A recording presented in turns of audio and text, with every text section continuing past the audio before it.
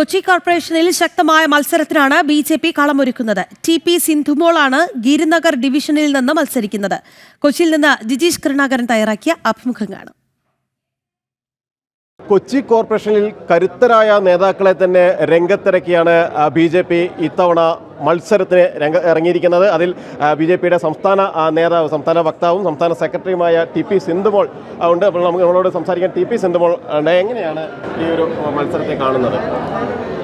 ഇത്തവണ കൊച്ചിൻ കോർപ്പറേഷൻ ഭരണം പിടിച്ചെടുക്കുവാനുള്ള എല്ലാ തയ്യാറെടുപ്പുമായിട്ടാണ് ബി.ജെ.പി. രംഗത്തിറങ്ങിയിരിക്കുന്നത്, എൻ.ഡി.എ. രംഗത്തിറങ്ങിയിരിക്കുന്നത്. അത് സാധിക്കുക തന്നെ ചെയ്യും. ഇവിടെ സ്ഥാനാർത്ഥി നിർണയം നടത്തിയ സംസ്ഥാന general secretary advocate S Suresh അത് പറഞ്ഞു. ഞങ്ങൾ ആവർത്തിച്ച് പറയുന്നു, മാറാത്തതിനി മാറും. ഈ കൊച്ചിൻ കോർപ്പറേഷനെ സംബന്ധിച്ചത് മാറാത്തത് ഈ കോർപ്പറേഷനെ തന്നെ ഇത്രയും കാലം ഭരിച്ചു മുടിച്ച LDF-ഉം UDF-ഉമാണ്. അവരെ മാറ്റുമെന്നുള്ള ദൃഢപ്രതിജ്ഞ എടുത്തുകൊണ്ടാണ് ബി.ജെ.പിയുടെ NDA-യുടെ സ്ഥാനാർത്ഥികൾ ഇന്ന് കരുത്തുറ്റ സ്ഥാനാർത്ഥികൾ രംഗത്ത് വന്നിരിക്കുന്നത്. നമുക്കൊന്ന് തുലനം ചെയ്ത് നോക്കിയാൽ അറിയാം, കഴിഞ്ഞ തെരഞ്ഞെടുപ്പിൽ ചില ഡിവിഷനുകൾ, ഒട്ടുമിക്ക ഡിവിഷനുകളിലും ചെറിയ വോട്ടിലാണ് NDA ബി.ജെ.പി. രണ്ടാം സ്ഥാനത്ത് വന്നിട്ടുള്ളത്.